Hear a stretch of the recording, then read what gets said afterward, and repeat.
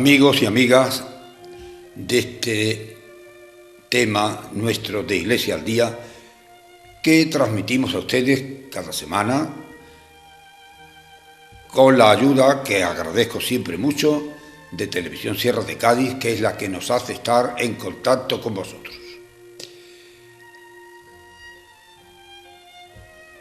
En este programa de hoy, dándole vueltas y qué cosas tendría que deciros o de qué cosas tendríamos que hablar. Hay muchas, unas más importantes que otras, pero como decimos Iglesia al Día, la Iglesia se mueve, la Iglesia trabaja, lucha, está presente en todas las cosas de la vida humana, pues van saliendo muchas cosas, como es natural.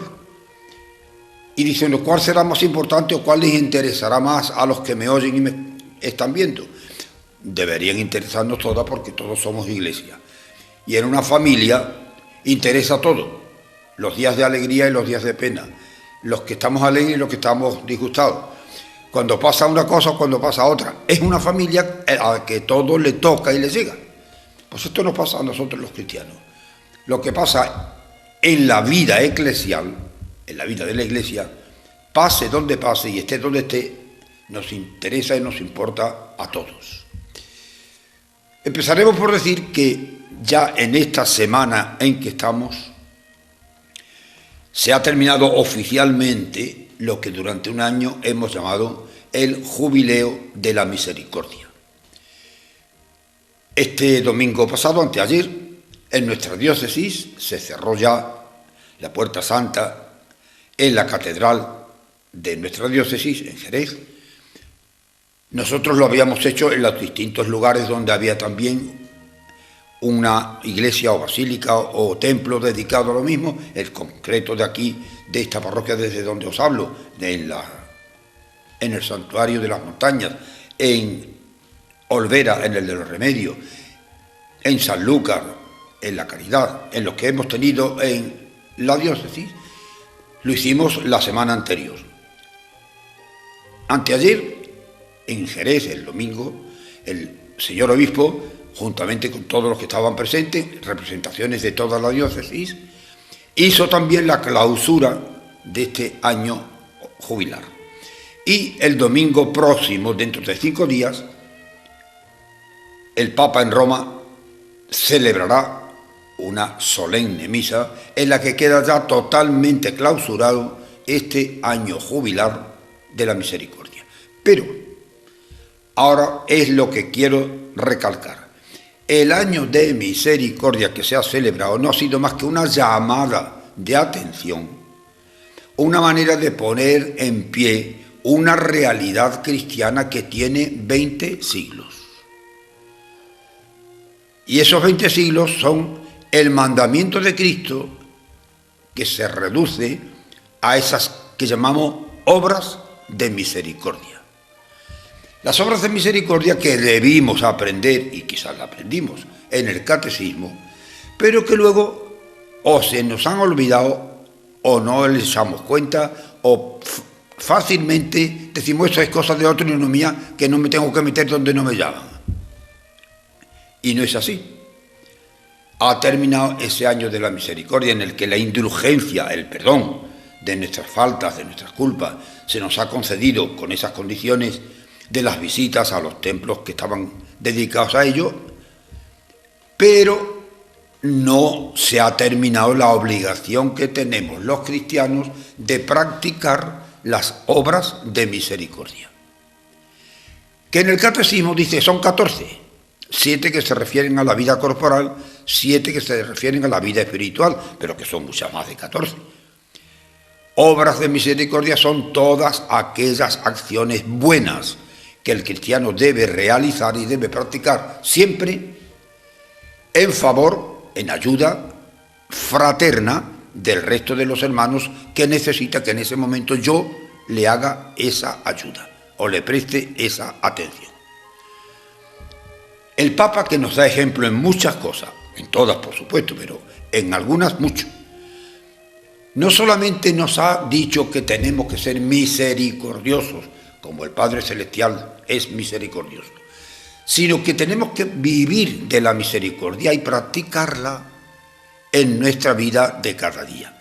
Y para darnos ejemplo, esta semana pasada, este domingo precisamente, que ha pasado anteayer, el Papa ha reunido en la Basílica de San Pedro a 1000 personas que estaban condenadas en cárceles, prisioneros por muchas razones, unos por mucha razón, otros con menos razones, pero todos por alguna cosa. Y el Papa ha querido que esas personas de las que a veces nadie se acuerda, nadie se cuenta, decimos que bien porque la justicia tiene que hacerse y tienen que pagar lo que han hecho, ahí lo justificamos. Esas personas rechazadas muchas veces por la sociedad, el Papa ha querido también tener un gesto de caridad, de misericordia con esas personas. Y de todos los lugares ha reunido 1000 allí en la Basílica de San Pedro. Entre esos 1000 había 25 presos españoles y ha compartido con ellos no solamente la Eucaristía, la celebración de la misa, sino también ha hablado con ellos, ha escuchado las cosas que ellos le han dicho, ha preparado también para ellos, por lo menos en ese día, en los días que han estado en Roma, la asistencia incluso material donde puedan comer, lavarse, asearse, dormir, etc.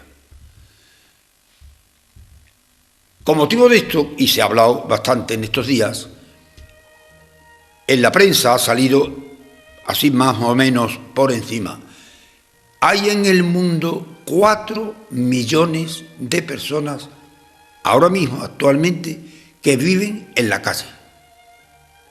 No hablamos de los que están en la cárcel ahora, sino de las personas que viven en la calle. Duermen en la calle, comen cuando pueden y de lo que pueden en la calle. Hacen su vida en la calle porque no tienen ni un hogar, ni un lugar donde acogerse, ni nadie les presta atención a estas personas. Cuando más, o como mucho, les dan unas moneditas cuando pasan si es que están a tiempo. Pero por lo demás, la vida de estas personas es una vida inhumana, porque no es propia de personas humanas, porque ni siquiera lo es de los animales. Los animales cuando llega la noche todos encuentran algún agujero donde meterse, o un árbol donde cobijarse. Y hay más de 4 millones de seres humanos. Unos viven bajo los puentes, el otro en un portal, el otro metido entre cartones, el otro tapándose con una mala manta y algunos, cuando es posible, en los bancos de un paseo.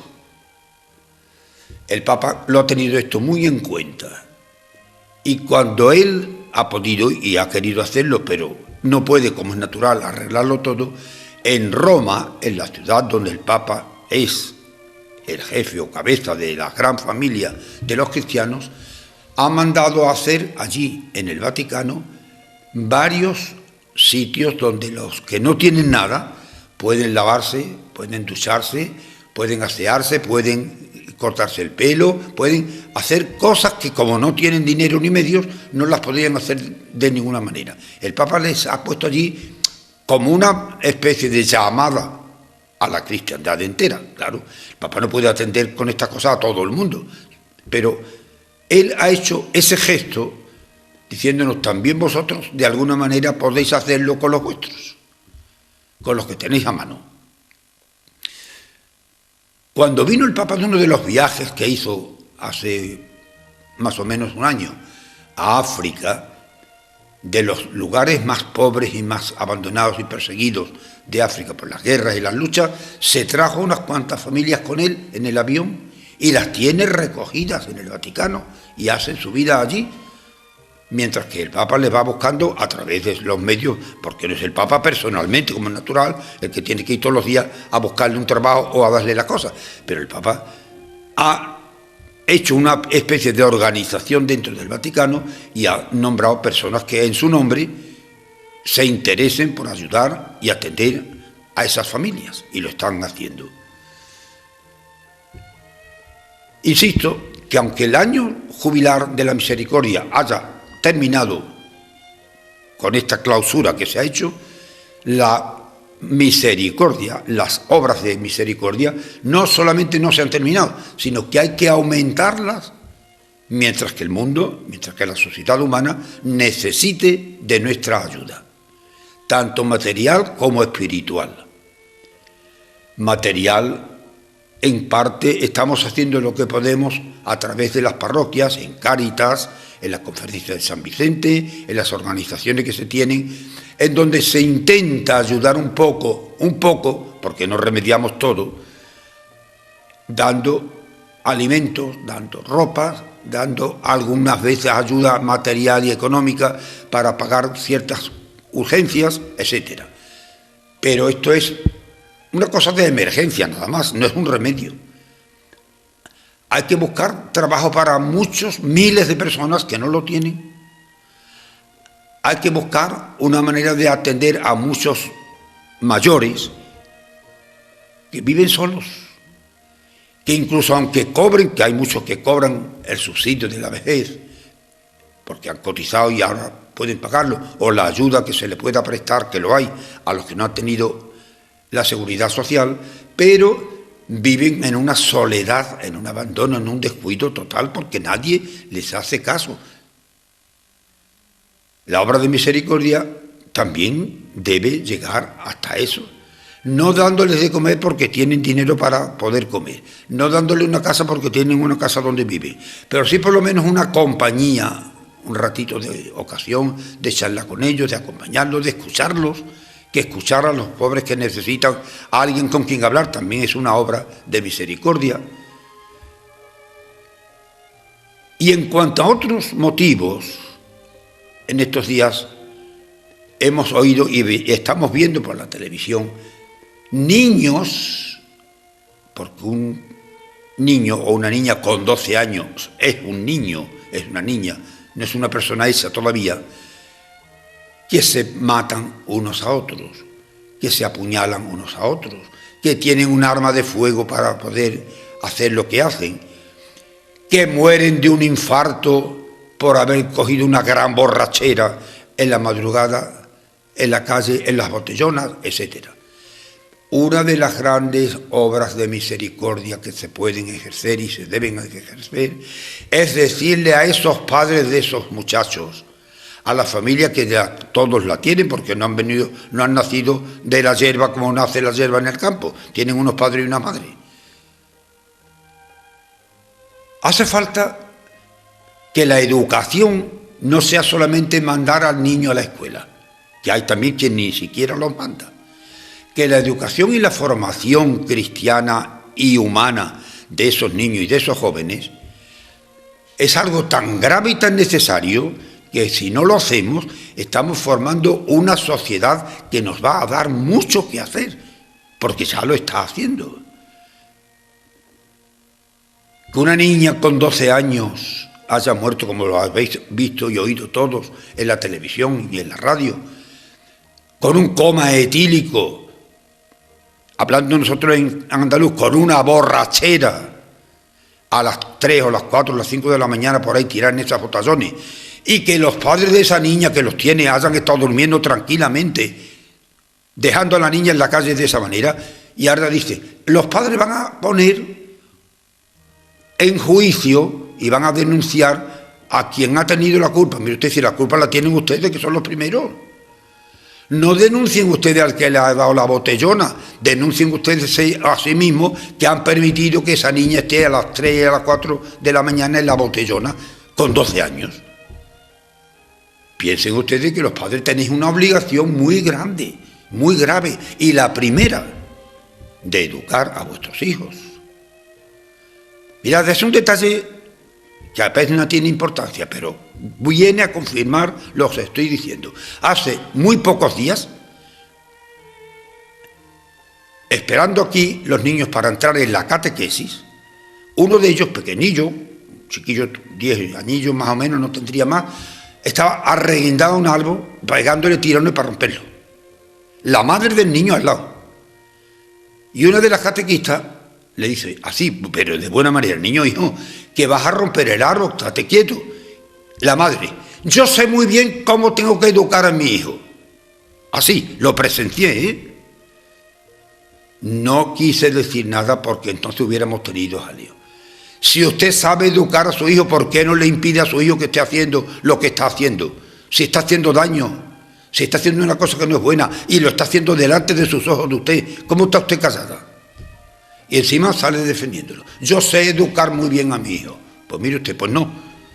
Permítame que se lo diga, que no está usted enseñando ni educando a su hijo. A los niños no se les educa con capricho y dejándole hacer lo que quieren, sino ayudándoles, no diciéndoles, sino ayudándoles a hacer lo que deben. Esto es también una obra de misericordia. Enseñar al que no sabe, corregir al que se equivoca, dar buen consejo al que lo necesita, etc. Lo mismo que en las otras, dar de comer al que tiene hambre, vestir al que está desnudo, acoger al que no tiene dónde acogerse, etc. La Iglesia ya está haciendo lo que puede. Al decir la Iglesia quiero decir los cristianos. Pero no llegamos más que hasta donde podemos llegar. Todos debemos tener conciencia de que debemos y tenemos obligación, y hay necesidad de que lo hagamos, de practicar esas obras de misericordia que, repito, no se terminan con el año jubilar de la misericordia, sino que ahora se le ha dado un impulso para que se puedan practicar y llevar a cabo. Este es, de momento, el motivo principal de lo que la Iglesia en estos días, la Iglesia al día, está realizando. Ahora, en esta semana, el domingo, Dios mediante, faltan nada más que 5 días, celebraremos la fiesta de Jesucristo, Rey del Universo. Al decir que Jesucristo es Rey, a lo mejor se nos va la idea y dice, como el Rey de España, como el Rey de donde sea. No. Jesucristo es Rey, pero con un reinado muy distinto. El reinado de Cristo no es imponer, sino es entregarse. Él no se impone, se entrega a nosotros. Y se entrega, en primer lugar, dándonos su propia vida, lo hizo en el Calvario. Se entrega en la Eucaristía, dándonos cada día su cuerpo y su sangre en la comunión para reforzar nuestra vida cristiana. Se entrega enseñándonos a través de su doctrina cómo hemos de vivir los cristianos la vida que vivimos. Él es Rey, no porque lo nombramos nosotros ni lo vota nadie. Jesucristo no depende de los votos de las personas. Jesucristo es Rey por naturaleza, porque es el autor de la naturaleza, es el creador de todo cuanto existe. Él nos ha hecho y formado y vivimos en Él, y por Él y con Él. Por eso, al celebrar esta festividad de Cristo Rey, es como un resumen de todo lo que durante el año la Iglesia, a través de la liturgia, del culto, viene realizando. Durante el año vamos recordando todo lo que fue aquí en la tierra la vida de Jesucristo en los años que Él estuvo aquí viviendo entre nosotros. Su nacimiento, su predicación, su tarea de evangelizar, los milagros que realizó, la institución de la Eucaristía y luego su pasión, su muerte, su resurrección, su ascensión al cielo. Todo esto lo venimos recordando a través de todo el año. Y ahora, al final, cuando ya está casi terminando el año oficial, social, también la Iglesia dice, todos estos recuerdos que hemos tenido haciendo durante el año de la vida de Jesucristo se reducen a este día. Jesucristo es el Rey universal de todas las cosas, de todas las personas, no solo de los creyentes, sino de cuantos existen. Y nosotros aceptamos esa realeza, la celebramos, pero aceptar y celebrar la realeza de Cristo quiere decir que quiero que Jesucristo sea el que gobierne mi vida, el que lleve a cabo mi existencia. Que yo no puedo decir Jesucristo es Rey si yo después no obedezco sus leyes. Si el Rey tiene unas leyes que hay que cumplir y Él vela para que se cumplan, yo no puedo volver la espalda diciendo creo en Jesucristo, pero no creo en su doctrina ni creo en sus mandamientos. Eso no puede ser. Si acepto a Jesucristo como Rey, tengo que vivir de acuerdo con las normas que ese Rey establece para los que somos sus súbditos. Al final de esta festividad de Jesucristo Rey, ya comenzamos de nuevo una etapa litúrgica de la que hablaremos próximamente, que es el Adviento, la preparación ya para celebrar el nacimiento de Jesucristo. Perdonad, y si me oye quizás el que lo ha hecho, a lo mejor me puede acusar de que estoy en contra. No estoy en contra de nadie, pero sí me duelen ciertas cosas. La televisión anunciando a bombo y platillo la feria de las primeras comuniones. Por amor de Dios. La primera comunión no es una feria, la primera comunión no se vende. El niño y la niña que van a hacer la primera comunión van a recibir a Jesucristo para vivir de acuerdo con Jesucristo y no con las modas y con los negocios y con lo que trae alrededor eso que llaman las primeras comuniones. La primera es porque detrás de esa han de venir otras muchas. Si no, no sería la primera, sería la única. Y ya desde ahora, que faltan todavía más de 7 meses, porque normalmente las primeras comuniones se suelen hacer en el mes de mayo o junio, y ya están hablando de compre usted esto, compre usted lo otro, porque ya está montado este asunto, está montado el otro asunto. Pero no le dice, hay una catequesis donde el niño y la niña se tienen que preparar y vivir esa vida cristiana para poder después recibir a Jesucristo. Eso no se lo dice, para eso no hay una feria. Y hay que decirlo, mire usted, me duele decirlo, y si a alguien le duele, también le pido que disculpe esa dolencia que le presto, pero tengo que decirlo. La necesidad de preparar al niño y a la familia de ese niño no es decirle cuántas cosas tienen que gastar y cuánto tiempo tienen que emplear y qué dinero tienen que poner, porque algunos no tienen, según dicen ellos, qué comer y vienen por la bolsa semanal y luego se gastan los miles de euros en festejar la primera comunión del niño, que eso es más importante que la misma comunión. Eso no puede ser. Y hay que decirlo. Nos quedan muchos meses todavía por medio, pero... Y estamos notando, y lo digo desde aquí, los niños en la catequesis, muchas veces, como está pasando con los colegios, no sé por qué vienen ni para qué. Me decía el otro día un profesor de religión de uno de los colegios, he tenido que suspender el curso entero, porque no hacen caso ninguno de lo que se les dice, ni de las lecciones que se les dan, ni de las cosas que se les enseñan. Así, sin más. Y los catequistas también muchas veces me dan las quejas de que no hay manera porque no pueden con los chiquillos. A mí me alegra muchísimo cuando veo que vienen las madres, los padres a traerlos, a recogerlos. Algunos, no todos, naturalmente. Me alegra mucho que los padres se preocupen de traerlos y de atenderlos. Pero recuerden, y lo he dicho muchas veces, la formación del niño, la educación del niño, la vida del niño no depende ni del sacerdote ni de los catequistas. Depende de la familia, de los padres y de las madres.